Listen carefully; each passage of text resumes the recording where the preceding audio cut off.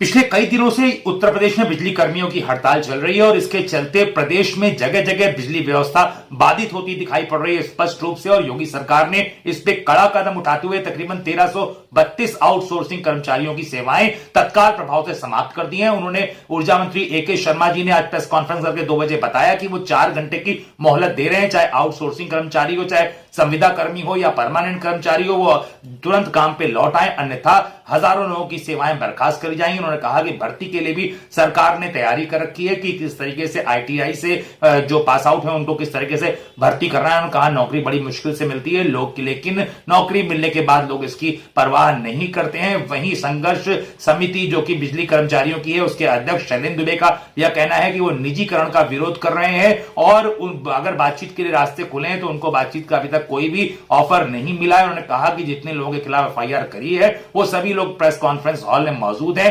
Government चाहे तो उनको अरेस्ट कर सकती है। उन्होंने कहा यह तरीका पूरी तरीके से अलोकतांत्रिक है। उन्होंने कहा कि बहुत ही शांतिपूर्ण तरीके से उन्होंने कार्य बहिष्कार किया, लेकिन उसके बाद सरकार का इस तरह का निर्णय अपने आप में आश्चर्यचकित करता है। शैलेंद्र दुबे ने यह भी कहा कि निजीकरण का वो विरोध कर रहे हैं और वो किसी प्रकार से पीछे नहीं हटने वाले। वहीं सरकार ने 22 ऐसे नेताओं को चिन्हित किया जिनके ऊपर एस्मा के तहत कार्रवाई करी और एफआईआर करी है। और उन्होंने ए.के. शर्मा ने प्रेस कॉन्फ्रेंस में यह भी बताया कि अगर 4 घंटे के अंदर कर्मचारी वापस नहीं लौटते हैं तो हजारों की संख्या में बर्खास्तगी करी जाएगी। आइए बात करते हैं संघर्ष समिति के अध्यक्ष शैलेंद्र दुबे से और डॉक्टर ए.के. शर्मा से, जो कि कद्दावर नेता हैं और प्रदेश के हैं ऊर्जा मंत्री। बड़ी खबर उत्तर प्रदेश की राजधानी लखनऊ से। उसी कड़ी में बताना चाहूंगा कि 1332 ऐसे संविदा कर्मियों की सेवाएं समाप्त की जा चुकी है, उनको बर्खास्त किया जा चुका है। 1332 लोगों को पिछले 24 घंटे में बर्खास्त कर दिया गया है। आगे आने वाले घंटों में, आने वाले मिनटों में भी ये प्रक्रिया चालू रहने वाली है और सैकड़ों नहीं अगर हजारों लोगों को भी करना पड़ेगा तो हम हजारों लोगों को और भी बर्खास्त करने की हमारी तैयारी है। मैं उन सब से निवेदन करता हूं, उनके लिए नहीं बल्कि उनके परिवारों के लिए उनसे निवेदन करता हूं कि नौकरी मिलना कितना कठिन काम है ये अभी आपको शायद अंदाजा नहीं आ रहा है। जब नौकरी चली जाती है तब उसका अंदाजा होता है। आपके परिवार के हित में मैं 4 घंटे, अभी 2 बज रहा है, मैं 4 घंटे की मोहलत देता हूं सबको। 6 बजे तक सभी संविदा कर्मचारी, आउटसोर्सिंग के कर्मचारी अगर अपने अपने कर्तव्यों पे हाजिर नहीं होंगे तो उनकी बर्खास्तगी आज ही रात में कर दी जाएगी। कोई भी संविदा कर्मचारी ऐसा नहीं होगा कि जो कर्मचारी के रूप में चालू भी रहे और अपने कार्य पे उपस्थित न हो। तो इसलिए मैं उनके भविष्य के हित में, उनके परिवारों के कल्याण की दृष्टि से मैं उनको पूर्व अवगत करा रहा हूँ। तो पहले से मैं उनको 4 घंटा पहले, मैं कई दिन से ये बात कह रहा हूँ लेकिन अभी भी अगर न समझे हो तो 1332 को बर्खास्त किया जा चुका है। इनका भी नंबर, किसी का भी नंबर अगला हो सकता है। इसलिए मेहरबानी करके आप अपने कर्तव्य पे वापस आ जाए अपने परिवार के हित में।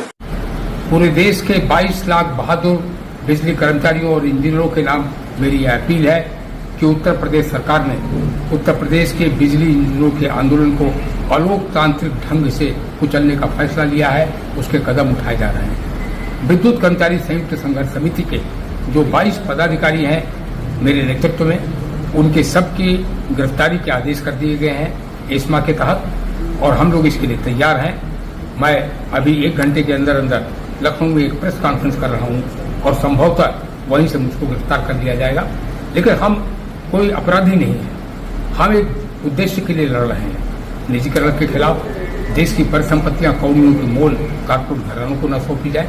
और उत्तर प्रदेश में तो यह लड़ाई महज ऊर्जा मंत्री के साथ हुए लिखित समझौते को लागू करने के लिए हो रही थी। इसी अपराध की हमें इतनी बड़ी सजा दी जा रही है। हम निर्भयता से इस संघर्ष को कर रहे हैं उत्तर प्रदेश के बिजली कर्मचारियों से, देश के बिजली कर्मचारियों से। मेरी यह अपील है, बिल्कुल शांतिपूर्ण ढंग से, कोई हिंसा का सहारा नहीं लेगा। यह आंदोलन सारे देश में चलते रहना चाहिए। हम लोग जेल में रहेंगे। उत्तर प्रदेश के बिजली कर्मी सामूहिक रूप से अपनी गिरफ्तारियां देना प्रारंभ कर देंगे और पूरे देश में इस आंदोलन को चलाया जाए। हम किसी भी कीमत पर सार्वजनिक परिसंपत्तियों को निजी हाथों में नहीं जाने देंगे। इनकलाब जिंदाबाद। अगर हमें हमारे खिलाफ एफआईआर की गई है, हम सब लोग जिसका नाम है यहाँ बैठे। आप एक ओर कह रहे हैं हम वार्ता के लिए तैयार, दूसरी ओर FIR करके इस्लाम हमने का वार्ता का कोई निमंत्रण 16 मार्च को दोपहर 12 बजे के बाद नहीं आया, कोई भी नहीं आया। बिल्कुल साफ कर, एक भी निमंत्रण नहीं आया हम लोगों का, और हम शांतिपूर्ण हड़ताल कर रहे हैं। और हम आपको वायदा करते हैं कि शांतिपूर्ण हड़ताल के बाद जो आउटसोर्स कर्मचारी हटाए गए हैं, जो कुछ दमन किए गए हैं, वो कंटिन्यू किए जाते हैं, तो ठीक 72 घंटे के बाद हम बुलाए जाए, जनता की सेवा करें। आपके पास सारी एजेंसी है, आप उसकी जांच कराइए, लेकिन बिना जांच कराए संघर्ष समिति पर यह आरोप लगाना कि संघर्ष समिति ने यह किया, मैं इसका बड़ा प्रतिवाद करता हूं। हमारी सरकार है और ऐसी बातें कही जाए तो हम लोगों को कष्ट का हम लोग दूर होता है। शांतिपूर्ण ढंग से हम केवल काम छोड़ के हटे 16 मार्च के बाद, और आज हालत क्या हो गए, 1000 मेगावाट की उत्पादन क्षमता है ओबरा की, सवेरे शून्य हो गई है, बताना पड़ रहा है। ऊर्जा मंत्री जी ने कल भी प्रेस कॉन्फ्रेंस किया था शक्ति भवन में, आज भी प्रेस कॉन्फ्रेंस किया है शक्ति भवन में, और दोनों प्रेस कॉन्फ्रेंस में उन्होंने कहा कि वार्ता के दरवाजे खुले हुए हैं। मैंने भी कहा कि वार्ता के दरवाजे खुले हुए हैं, तो संघर्ष समिति 24 घंटे वार्ता के लिए जब भी बुलाए, दिन रात किसी भी समय हम वार्ता के लिए तैयार हैं।